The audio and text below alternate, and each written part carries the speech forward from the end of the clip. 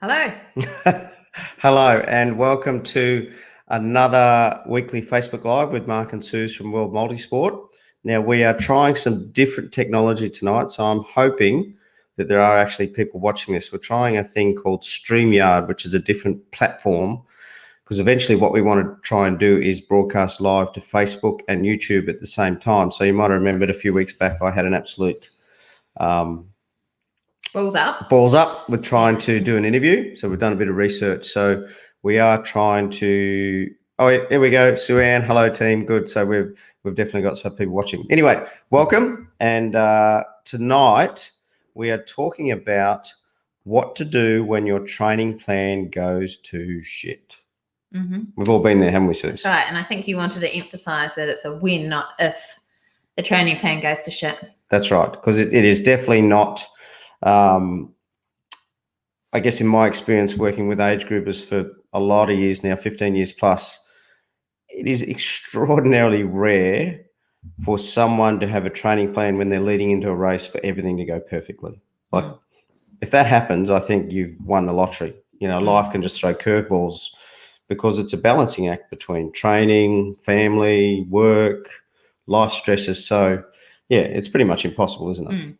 I do remember when you were coaching a certain Austrian, and he was he was obsessed with his training peaks and having all greens. And I think something happened in a couple of weeks before. Wasn't he a bit sick or something? That's right. Yeah. But he just could not have it that he would have any yellow or reds on his session. So he got to that Ironman with every single session complete and turned green, and it drove his wife nuts. Yeah. So Zinky, if you're watching, that's one of our old training buddies or clients that we had in our Brisbane squad, was very obsessed with the training peaks and making sure all of his sessions were green. So I think, would that be the only time you've ever had an athlete tick every single session off? Probably. Yeah, probably. And in that instance, I wasn't about to tell him no, because it would have given him less confidence. But look, regardless. So I guess what we wanted to talk about tonight was, the fact that it does happen. And look at, okay, well, when your training plan does go to shit, we look at, okay, why has it happened? Are they things within your control or outside of your control? Then we'll discuss about how do we move forward? Once we've assessed the situation, how do we move forward? And then looking at strategies for long-term. Okay, so to try and prevent the times when it does happen. Okay. Yeah. And John's got a comment here about not training on milkshakes, which I don't really understand. Okay, so John, one of our local members here in Taranaki, we did a hard run session a couple of weeks back, and he had I think it was a Snickers milkshake. Right.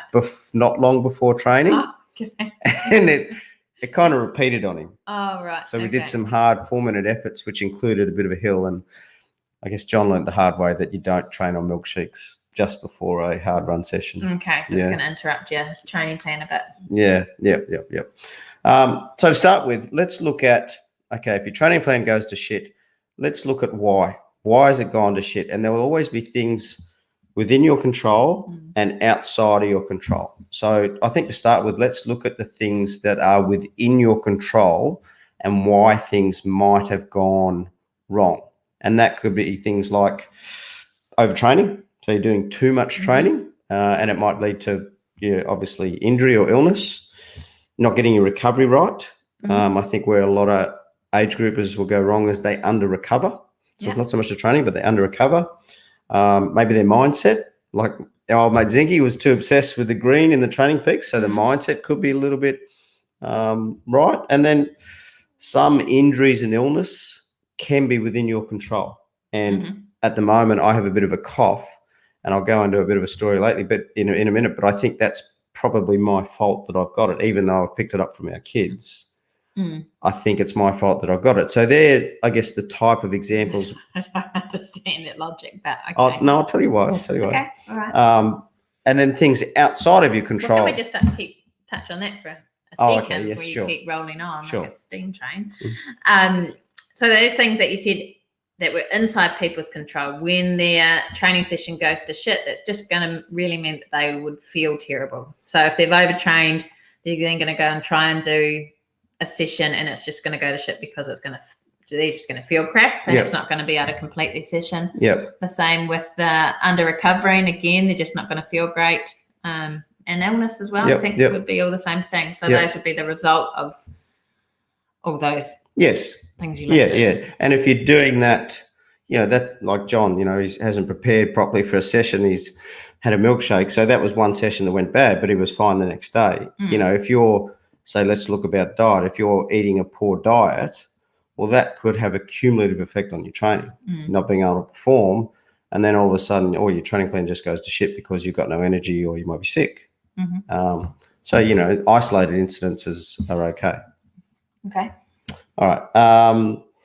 So I'll touch on my story while we're on that topic. So I've got a little bit of a cough and a cold. So at the start of last week, I felt a little bit off. Why are you laughing at me? Man cold, I'd say a little bit of a cough or a cold. It's felt like a lot more than that at times, and I'm sure a lot of the women out there.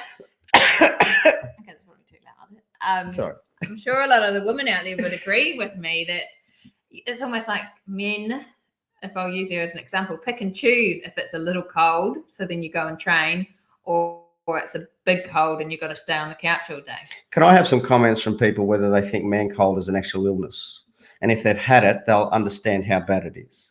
But then why is it suddenly good when you wake up in the morning and want to go for a bike ride? Don't try and talk logic to me. It's just an inexplainable thing. Sometimes it's just... Anyway, we'll move on to the story. Okay. So at the start of last week, I was feeling a little bit off. My resting heart rate was a bit high. Start of the week before, sorry. My resting heart rate was a bit high. I wasn't sick, but I just didn't feel right. And then, so I took 2 or 3 days off, came good. And then man flu is real. Kieran says it. Man flu is real. And it's coming from a man. Okay, but maybe the ladies, if you want to contribute, I started to feel good again. And so that Saturday, I went and rode 5 hours in the rain. So it was here in Taranaki. It was windy, it was raining, and it was cold. And I have no doubt that probably contributed to the way I'm feeling now. So most of last week I wasn't able to train because I've had this annoying cough, and I know our boys have had a bit of a cough as well. But the reality is my training plan for the last 2 weeks hasn't gone very well because of poor decision making on my behalf. So that was within my control. Yeah, but you're 50 now, so have you learned your lesson? No, of course not. So you make it sound like this is the first time you've made this mistake. I'll make it again, I'm sure. So for the purpose of this discussion, shouldn't you then be saying that you did this and you learned and now you're going to change the way you act? Yes. No, I can't promise that. Okay. COVID was introduced so that women could feel our pain. So good. Murray, hi, thanks for the great content. Do you have any tips for someone who can only swim on the weekends as far as training is concerned? Okay, Murray, we'll get back to that one. Absolutely, we'll get back to that one. So poor choices, poor decision making. And my job as a coach is to tell people what to do, but it doesn't mean I always make the right decisions myself, such as just say yes, Mark. Yeah, okay. So, such as, making silly decisions. So that my training plan over the last couple of weeks hasn't gone very well because of poor decisions on my behalf. If I had only done 2 hours on that day instead of 5, like my gut instinct told me, I might not have been sick this past week. Okay. So your whole point of all of this is that there are some mistakes that lead to feeling shit and your training going to shit that are preventable. Absolutely. Such as the fragile male ego. Okay. Yeah. All right. So let's go on to, actually, first of all, we might touch on Murray's question.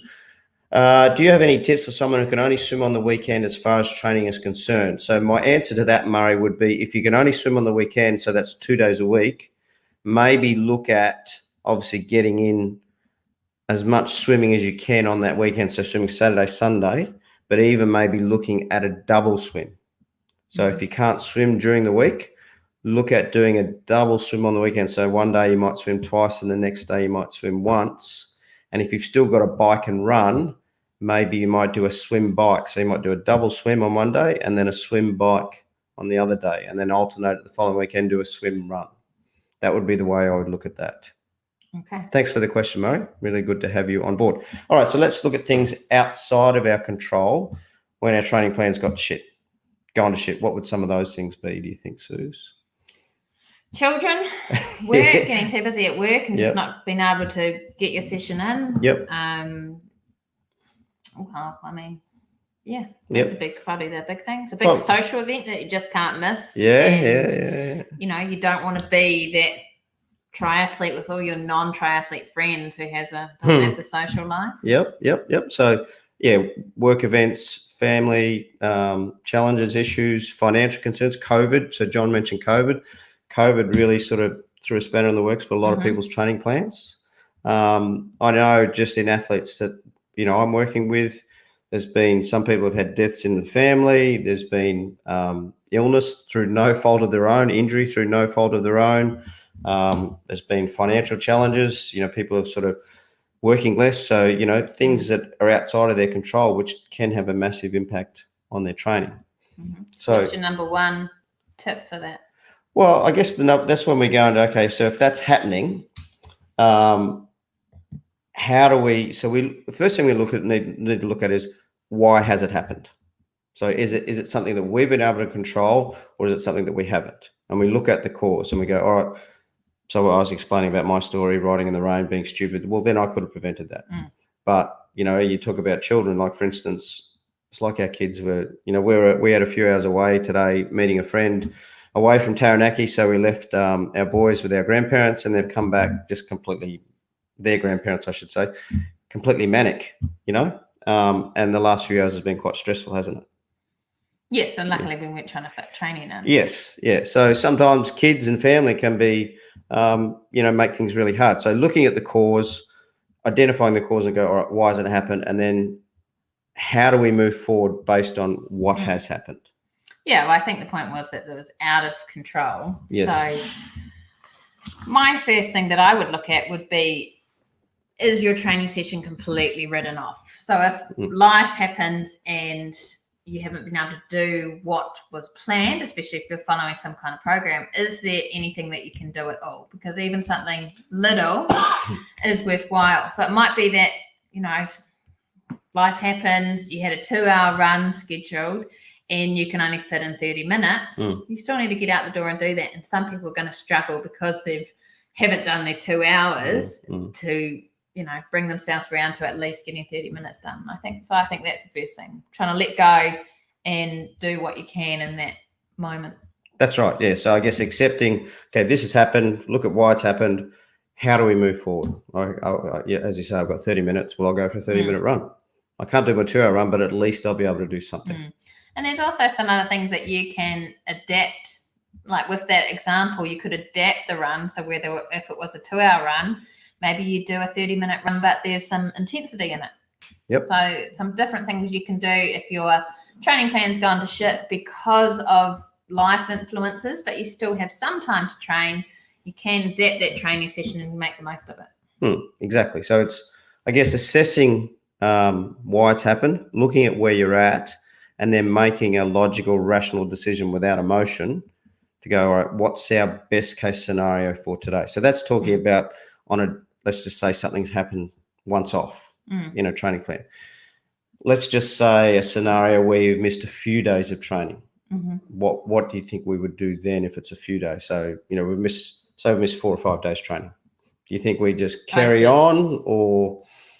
Well, if you have a coach, you'd ask them for advice. It depends on what you had coming up. So in most cases, I would probably say just let it go, start afresh. But if the block was some more intense training, you've had a complete rest and your program is starting to lead into some easier sessions, then I'd probably change things up a bit just to adapt it based on that you've just had a period of rest. So you don't want to have a period of rest and then be going into more periods of rest. That's correct. So more often than not, if it's just a few days, you probably carry on as normal unless you are, as you say, going into a recovery block. But if you're not, you just carry on as normal. The worst thing that you can do, and I've done it and many athletes have done it, is try and make up for lost sessions and try and fit them into like a week. So let's say you missed 3 days at the start of the week. Oh, well, I've got to fit all those 3 days in the final 4 days of the week. It just more often than not leads to some of those other problems we spoke about, such as overtraining, injury, illness. Well, if you have a coach or you're following a program that someone with that experience has written, they've planned that all in there so that you can't just come in and all squash everything together. Otherwise, you're compromising your recovery. Yeah. And that is one of the things people look at, I guess, a week and think, oh, if I don't fit it in this week, it means I've got to try and fit it in the following week. Sometimes it's best to move away from the week paradigm. It's like, look at the training plan as an overall goal plan towards an event that might be 12 months away. So if you look at the training plan from an annual perspective or months, missing a few days in 1 week is not going to make any difference at all. Yeah, I think the thing is, if you're planning on doing any event, if you're training for Ironman or something down the track that's, say, 5 or 6 months down the track, you need to go into your campaign going, at some point in this campaign, I'm going to get sick or I'm going to get injured. And when it comes to that, that's planned for, because it will happen. It happens to everybody. And you've just got to deal with it. Everyone's been in that same situation that you are, where they're sick and miss some training sessions or holding a bit of an injury and have to change things up. So it's just part and parcel. Or something happens that's not injury or illness related. It's just life.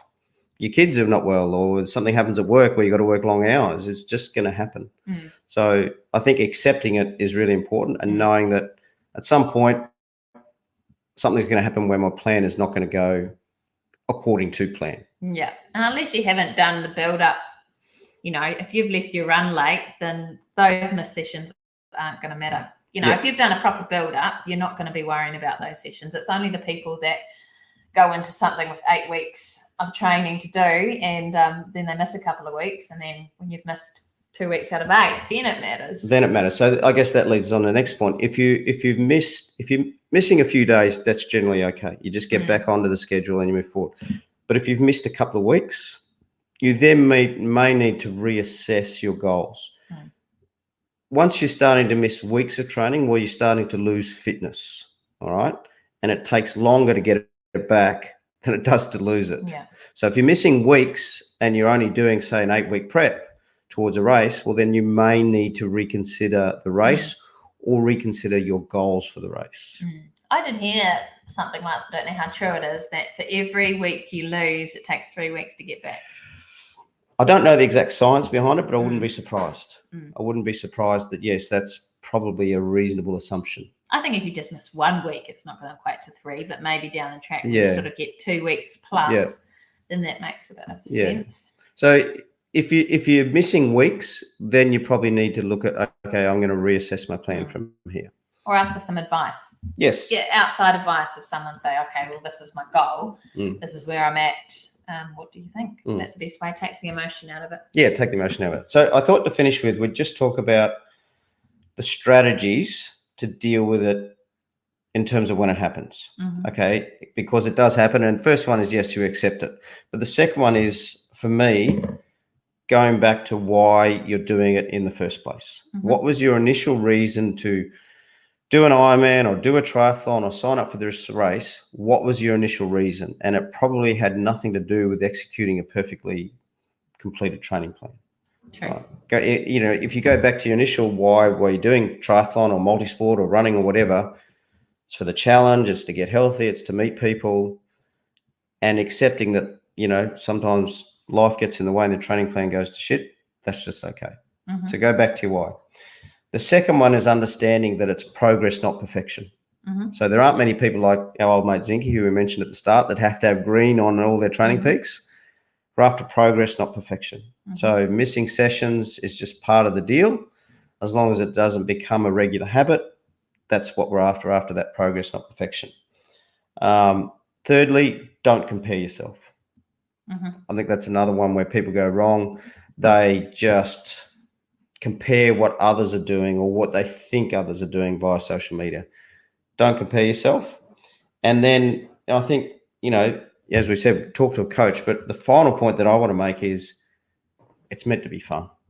Where this becomes a stress, so where you're missing sessions and you're becoming stressed about it, go back to, hang on a minute. This is not to put food on my table. This is meant to be fun. It's meant John to be. Says improve, not prove. I like that one. Yeah, that's a good one. It's meant to be fun. And if it's becoming a stress, will then possibly go back to thinking, all right, why did I start this in the first place? And it wasn't to have a perfect training plan.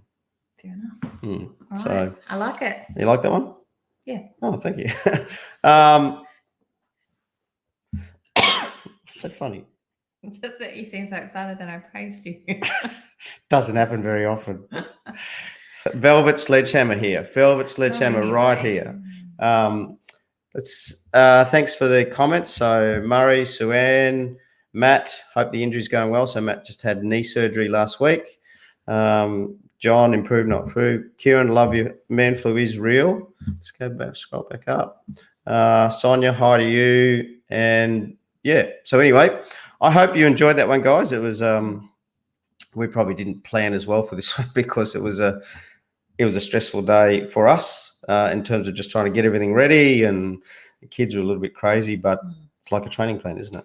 It is. And next week we're going live from the shop, aren't we? We are. Next week's a special one. So next week, our Facebook Live will be on race day nutrition. So talking about nutrition in long course events, whether they be triathlon or running or cycling or whatever. And we have Mark from Tailwind Nutrition New Zealand, who's going to be joining us and doing a Facebook Live from the shoe clinic at New Plymouth. So we're going to be interviewing Mark and also have a chat to Nick, who owns a shoe clinic, and we'll be talking everything nutrition for long course multi-sport events. So it should be very, very interesting. Yeah, yes, great. So for local athletes, we will be having a run before that from the shoe clinic. So come along. So people can watch live is what you're saying? I mean, actually in the shop. Yes. Right. Yes. So if you want to watch live in the shop, let's have an audience. So yes. Excuse me. See, it is real. I have got the man flu. Yeah, so next week, people will be able to watch live from in the shop while we're doing it. So Suze won't be in the video next week. What were you going to come? I don't know. That's the first time you've told me. Oh, I thought someone would be looking after the boys. But maybe I'll be looking after the boys and you'll be doing the video. Yeah. We'll get to that later. All right. Thanks as always, guys. Hope you enjoyed it. And thanks for the comments and support and watching it. And we will see you next week. See ya. Cheers.